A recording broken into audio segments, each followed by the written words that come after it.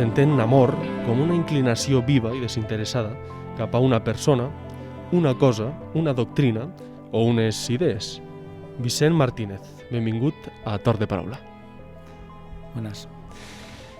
Com és enamorar-se d'una cosa que no té vida? Bueno, es algo mágico, ¿no? Por decirlo de una manera. Es algo especial y es algo que creem para que yo me enamore de ella y ella enamore a la gent.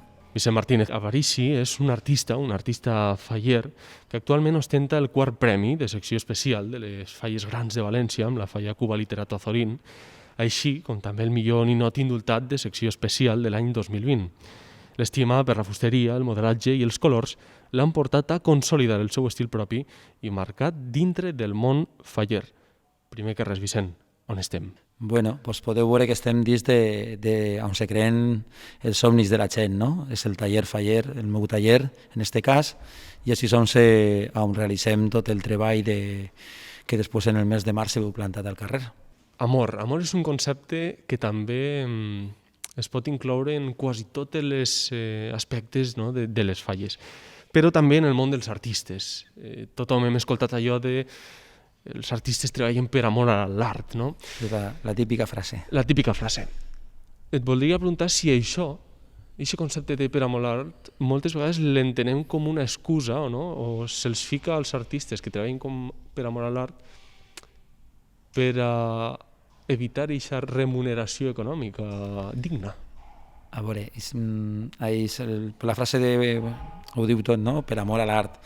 Moltes faenes no les valorem o no les fem pensant en lo que anem a guanyar, ¿no? Un artista sempre pensa en que agrade a la gent, ¿no? Y entonces no eres una màquina que l'enxufes i la pares. N'hi ha moltes feines que van per hores i diuen això té que costar 3 hores i quan passa 3 hores has d'acabar. L'art no pots medir-lo d'alguna manera, ¿no? Per dir-ho d'una manera. Entonces, si tu has fet aquestes 3 hores que calcules que te tendria que costar, però resulta que estàs a meitat o estàs molt entusiasmat en la peça, a lo millor en més de 3 dura 6. I això suposo jo que serà la definició de l'amor a l'art, no?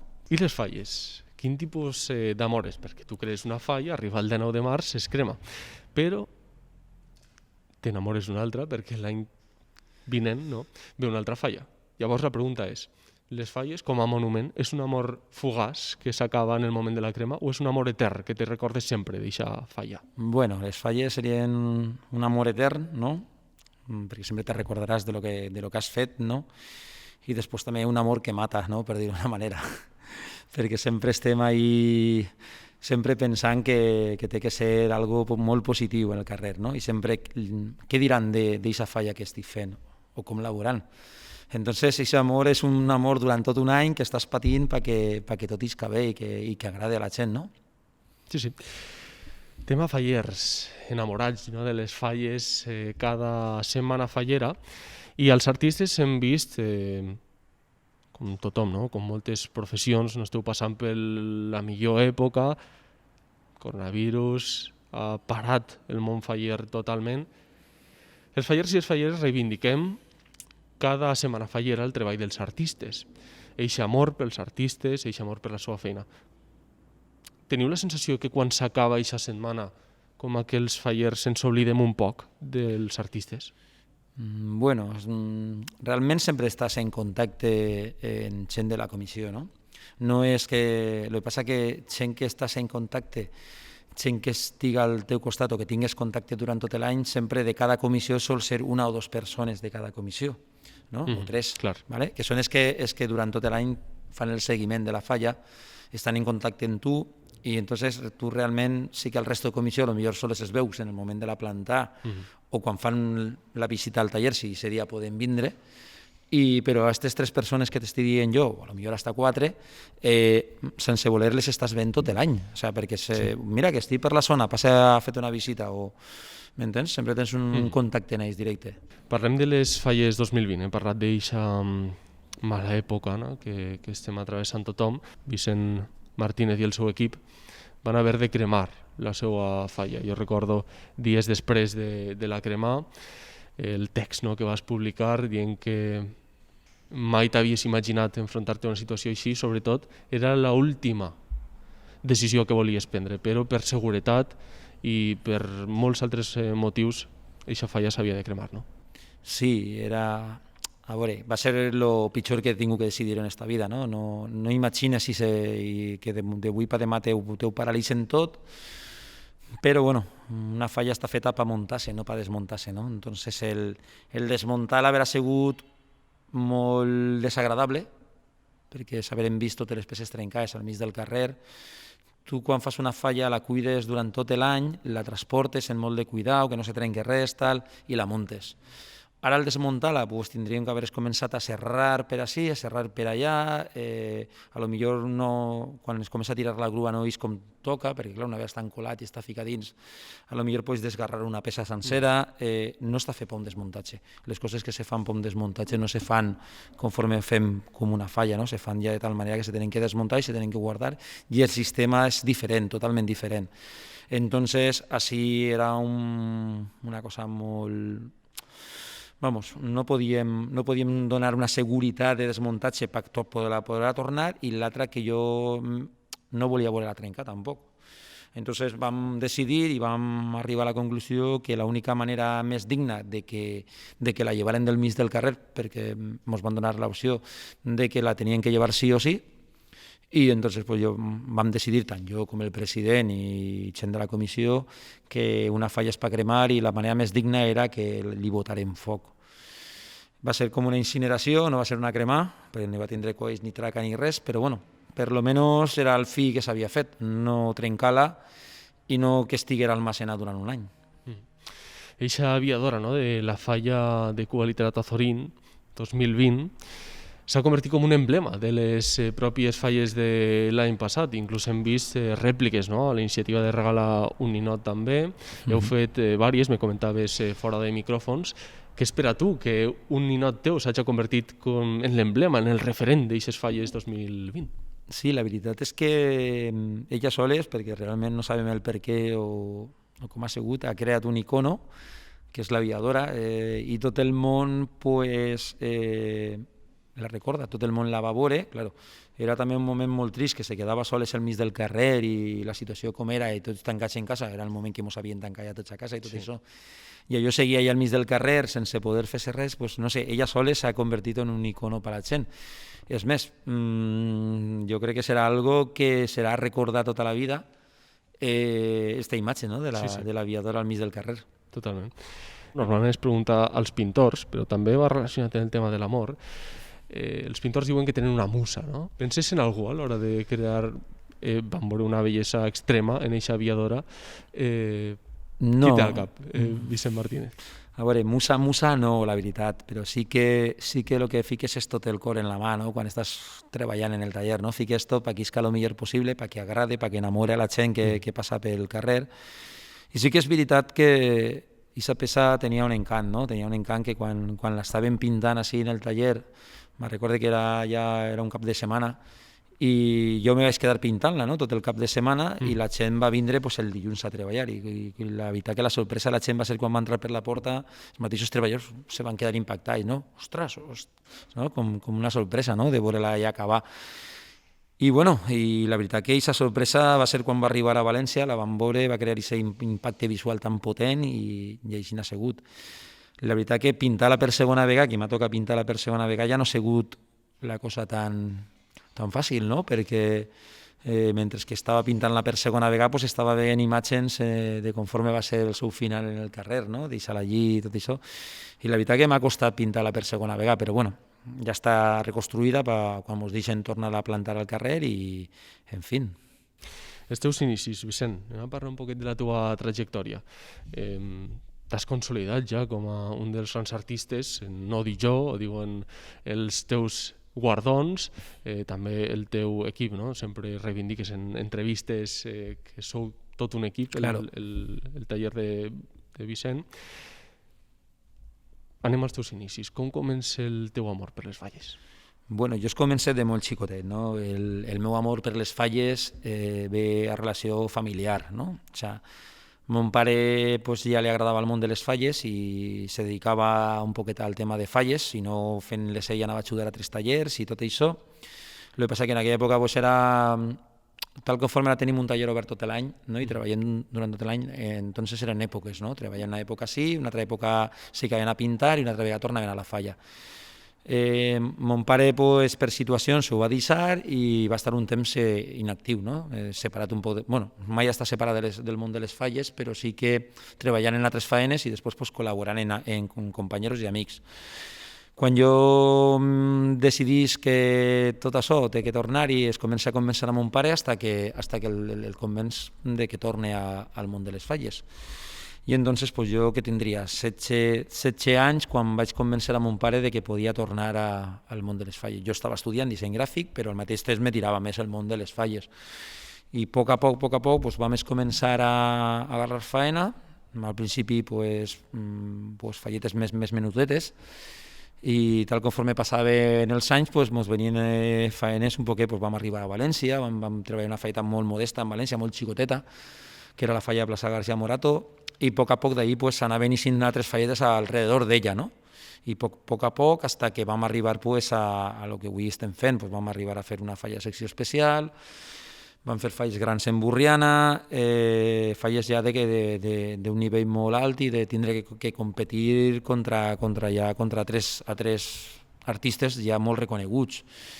I de resultat pues, hem anat fent fins a fecha d'avui, no? Fins a arribar a plantar la secció especial.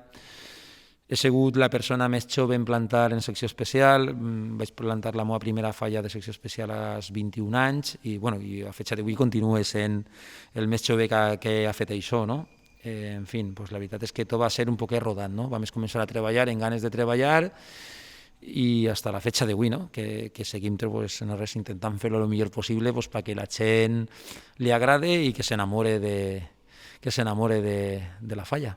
I de quin artista et vas enamorar tu de menut?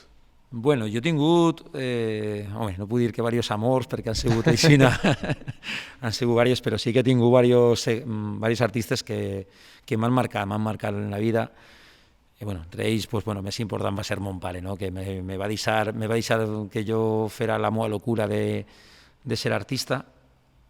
Després m'agradava molt el tema de Pepet, no? El tema de Pepet, del Riesgo, era l'artista de Burriana, estava plantant en secció especial, per mi era un déu, no? I jo era un crio, ja m'agradava agarrar el turista fallero, les fotos que tenia mon pare en casa i mirar falles de Pepet.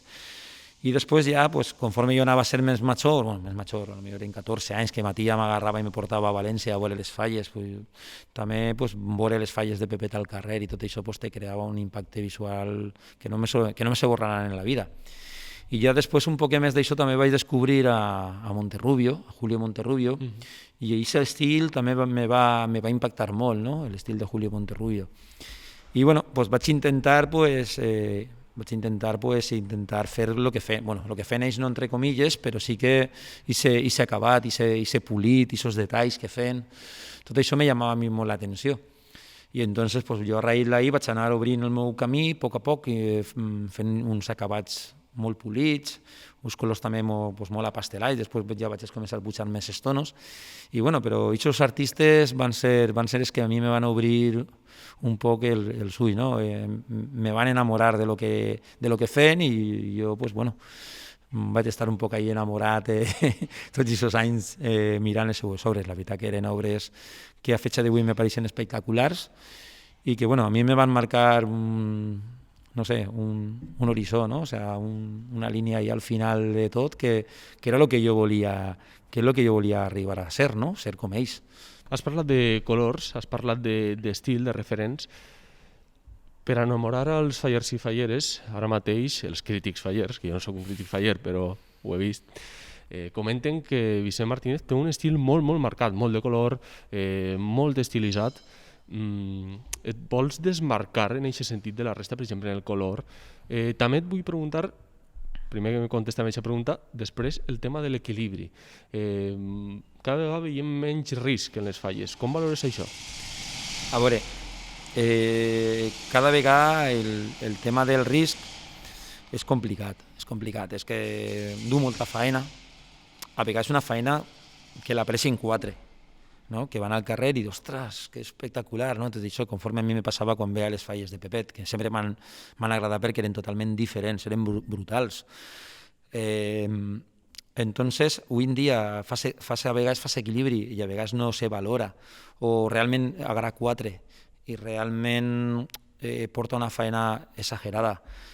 Un risc al carrer que te l'estàs atxugant, realment si passara alguna cosa, no? Per voler fer l'Eixina. Està clar que sempre que fem les coses les fem supersegures, intentem que estiguen superanclades, no? Lo que passa és que avui en dia, pues, claro, tot això és responsabilitats que potser antes passaven desapercibides, cada vegada tenen més importància, no? Tant com riscos laborals i coses d'estes. Entonces, jo crec que la gent també té un poc de por a arriesgar en el carrer, perquè al fi i al cap per baix passa gent. I això és la màxima seguretat és que per baix passa gent. Entonces, jo crec que cada vegada estem veient un poc menys de risc en aquests aspectes. Per últim, Vicent, de les teues creacions, de totes les que has fet fins a la data d'avui, quina és la que més t'ha enamorat? A veure, que més m'haig enamorat, doncs no sé. Jo, és com l'amor, no? L'amor el més recient a lo millor és el que te marca. Després al millor hi serà un altre amor i te pots oblidar d'això, no? Pues ara en aquests moments m'he quedat en l'Aviadora, no? En la falla de l'any passat. És una falla que no podré veure totalment finiquitar, totalment complementar. M'he quedat en les ganes de saber fins on haver arribat i sa falla, no? Fins quin premi t'haurà tingut, tot, no? M'he quedat en les ganes de saber molt d'ella. Sí que ha sigut un amor d'estos que l'has vist i ha desaparegut i t'has quedat enamorat per sempre, no? Pues aquest és el problema que me queda en esta falla, que m'he quedat enamorat però ara no sé on està. Sense cap dubte ha marcat aquestes falles 2020, l'Aviadora ha marcat, però continuen les falles, hi haurà més falles de Vicent Martínez i les falles són així, són efímeres, evidentment. Sí, les falles se fan per cremar i mai dit, no és per desmuntar, no? Entonces tenim que seguir pensant que una falla és per cremar. I com deia mon pare, d'aquesta ceniza que se queda en els adoquins, l'any que ve torna a eixir una altra falla, no? I aquesta essència és la que tenim que tindre, no? Que ara sobrepassar tot això tan difícil i tan d'això tenim que tirar avant. Dels adoquins torna a eixir una falla i nosaltres veurem ara mateix que ix de la nostra urna que Vicent, quan vulgues l'obris, perquè la paraula que trauràs determinarà la persona que entrevistarem la setmana següent. Veurem quina paraula és. Tinc molta responsabilitat, eh? Molta. Quina és? Bueno, pues és Pau. Pau, fixa't tu. Una gran paraula. Has fet algun ninot relacionat amb la Pau que recordes actualment? Bueno, el millor ninot que he fet en esta vida li diuen Pau. És el meu fill. Fixa't. I li diuen Pau, justament. Doncs, I crec que això ha sigut el millor ninot que he fet fins ara. Efectivament. Vicent, doncs era la paraula per a tu i t'agraïm que hagis acceptat l'entrevista. És una sort trobar a un artista al final d'una qualitat extrema, perquè els premis hi parlen i sobretot sempre es parla de qualitat quan es comenta la trajectòria d'una persona, no? Es parla de qualitat parlant de termes professionals, però el que hem pogut descobrir de tu és que com a persona també tens una qualitat gran, per això nosaltres estem aquí també. Així que moltes gràcies i parlem aviat. Esperem que la pròxima creació siga una autèntica meravella. Estem segurs a l'equip de Torn de Paraula. Gràcies.